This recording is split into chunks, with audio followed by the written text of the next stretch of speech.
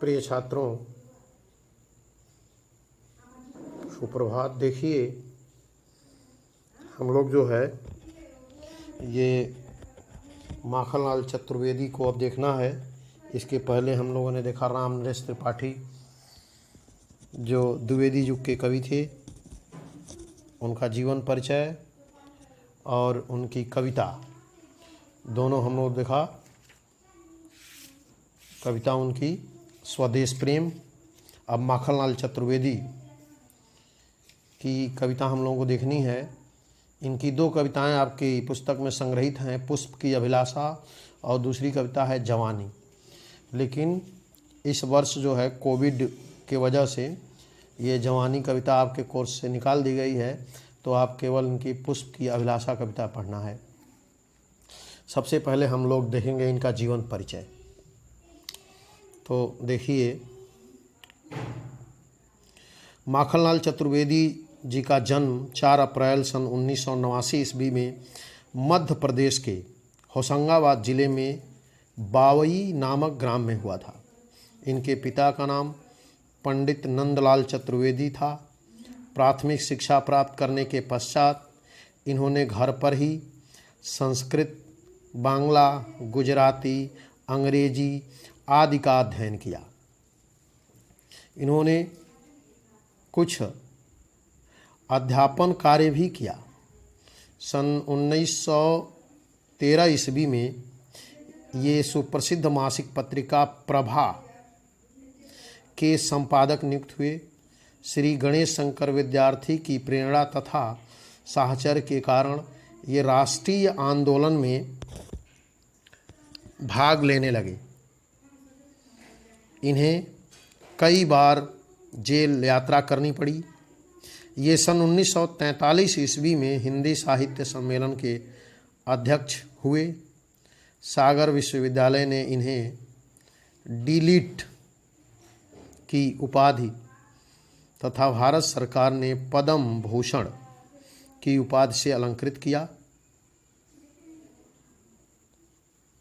अपनी कविताओं द्वारा नवजागरण और क्रांति का शंखनाद फूंकने वाले कलम के इस सिपाही का 30 जनवरी सन 1968 ईस्वी को स्वर्गवास हो गया, यानी निधन हो गया। चतुर्वेदी जी की रचना संग्रह इस प्रकार है। हिम कीर्तनी,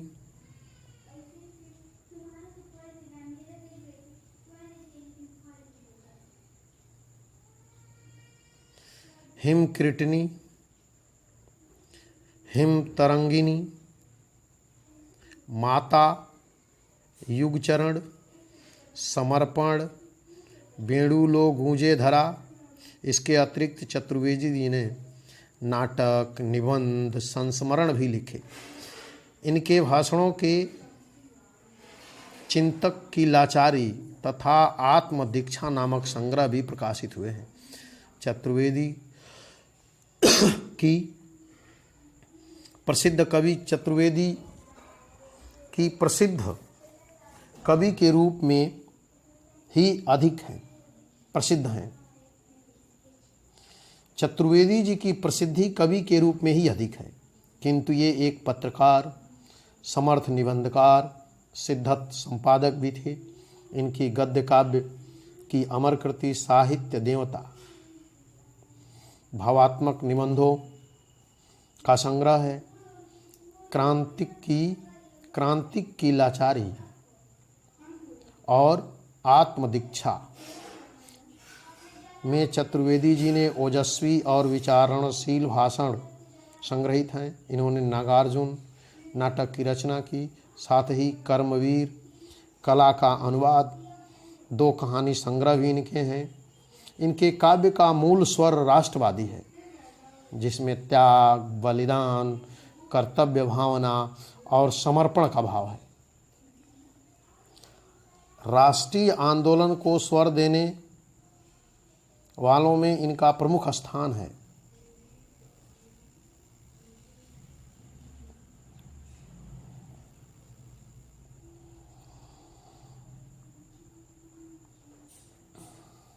इनकी कविताओं में यदि कहीं ज्वालामुखी की तरह धधकता हुआ अंतर्मन है तो कहीं पौरुष की हुंकार और कहीं करुणा से भरी मनुहार भी है।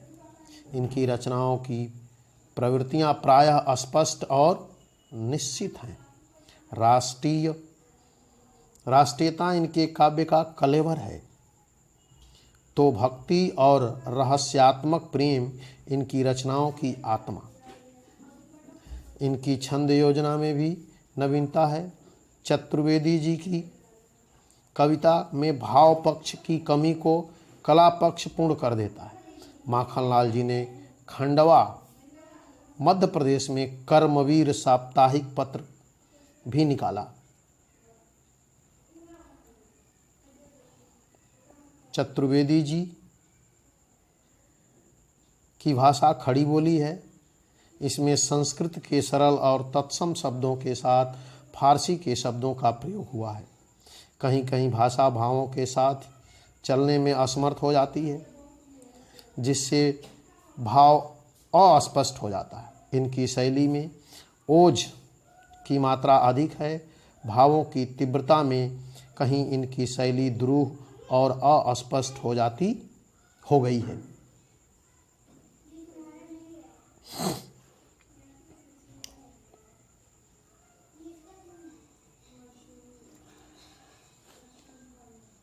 देखिए, मुख्य रूप से आपको जो याद रखना है चतुर्वेदी जी के बारे में, यहाँ जो बॉक्स में दिया हुआ है आप देखें।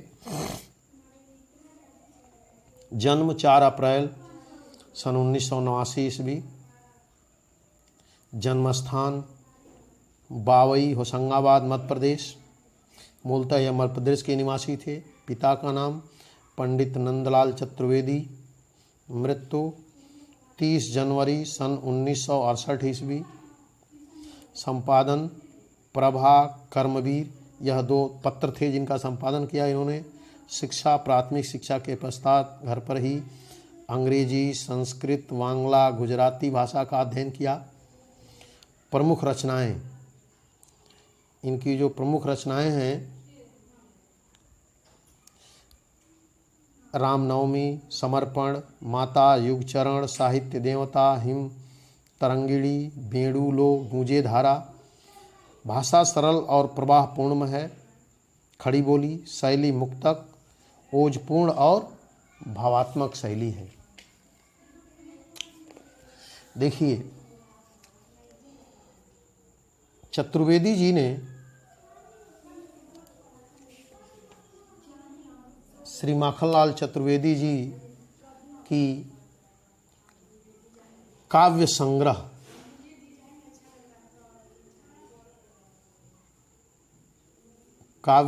देखिए, काव्य संग्रह इनके कौन कौन हैं? युगचरण, समर्पण, हिमकिरीटनी, बेड़ू लो गूंजे धारा, ये इनके प्रमुख जो है काव्य संग्रह हैं। उसके बाद हैं स्मृतियाँ, ये विधा है। स्मृतियाँ, कभी कभी विधा भी पूछ लेता है तो आपको ये जानना चाहिए। संतोष, बंधन सुख, इसमें गणेश शंकर विद्यार्थी की मधुर स्मृतियाँ हैं। चूँकि आपने देखा कि गणेश शंकर विद्यार्थी के साथ ही रहते थे, तो बंधन सुख के एक इनकी कृति है जिसमें इन्होंने उनके गणेश शंकर विद्यार्थी की जो मधुर स्मृतियां हैं उसको उन्होंने उसमें संग्रहित किया है। तीसरा है कहानी संग्रह। कहानी संग्रह, कहानी संग्रह के अंतर्गत आप देखिए कला का अनुवाद, यह इनकी कहानियों का संग्रह है। उसके बाद है निबंध संग्रह। निबंध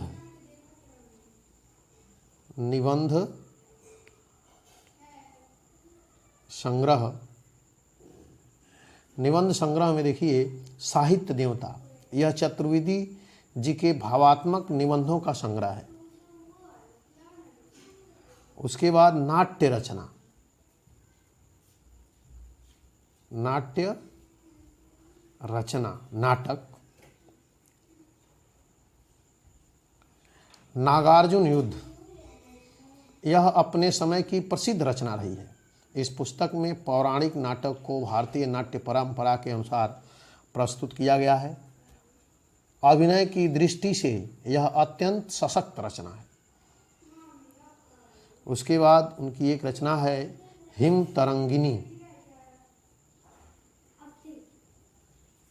हिम तरंगिनी,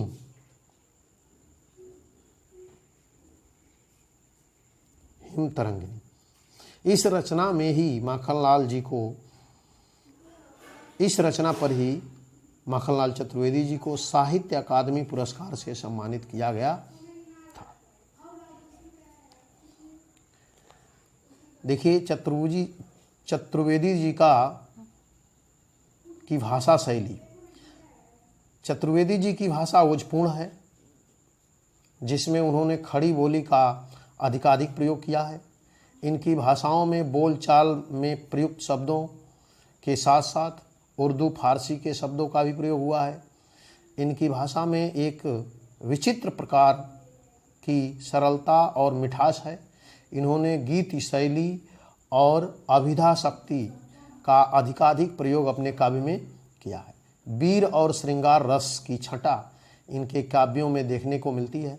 इन्होंने अपनी रचनाओं में गेय छंदों का प्रयोग किया है, मतलब इनकी जो रचनाएं हैं उसको बहुत सुंदर तरीके से गाया जा सकता है। साथ ही उपमा, रूपक, उत्प्रेक्षा आदि अलंकारों का भी अधिकाधिक प्रयोग इन्होंने किया है। अतः इनकी काव्य रचनाएं कलात्मक भाव से परिपूर्ण हैं। साहित्य में स्थान, साहित्य में इनका क्या स्थान है? देखिए साहित्य में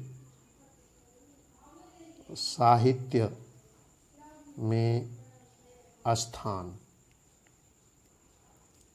साहित्य में स्थान, यह देश के उत्थान की कामना हेतु अपना सर्वस्व न्यौछावर करने के लिए हमेशा तत्पर रहते थे। माखनलाल चतुर्वेदी जी राष्ट्र प्रेमी कवि थे। इनका नाम उन कवियों में अमर है जिन्हें राष्ट्र हित को ही अपना परम लक्ष्य माना था। तो इस तरह से हम देखते हैं। देखिए एक चीज़, आप कवियों का जीवन परिचय पढ़ेंगे तो आप देखेंगे कि हर कवि ने उसके साथ कुछ न कुछ समस्याएं रहीं और वो अपनी शिक्षा पूरी नहीं कर सका। स्वाध्याय के द्वारा ही वह एक अच्छा कवि बन सका। तो देखिए स्वाध्याय का कोई विकल्प नहीं है। आप विद्यालय कोई भी हो, आपको एक वहाँ मार्गदर्शन दिया जाता है और स्वाध्याय का जीवन में बहुत बड़ा स्थान है। इसलिए सभी छात्रों को या हर व्यक्ति को स्वाध्याय जीवन, प्रत्येक दिन कुछ स्वाध्याय के लिए समय रखना चाहिए। और छात्रों को तो पूरा अपना छात्र जीवन ही पढ़ाई में लगाना चाहिए।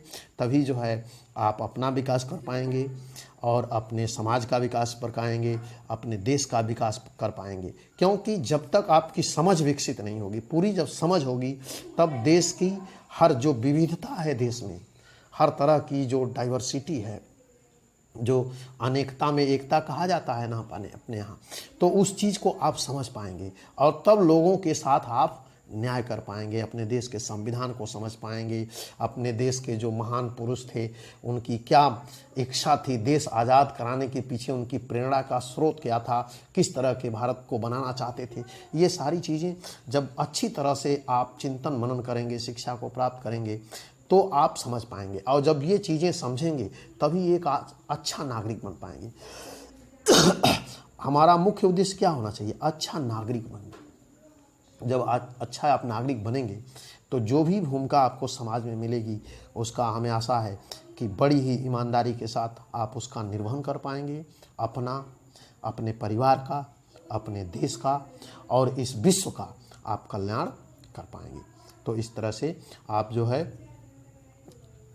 कम 80 शब्दों में जीवन परिचय, एक छोटा जीवन परिचय पूछा जाता है। तो इसको आप, यह जो बॉक्स में जो चीज़ें दी गई हैं, इसको आपको मेमोरी में याद रखना है और उसको एक समराइजेशन कर लेना है, क्योंकि आपका 3-4 नंबर का क्वेश्चन जो है पूछा जाता है।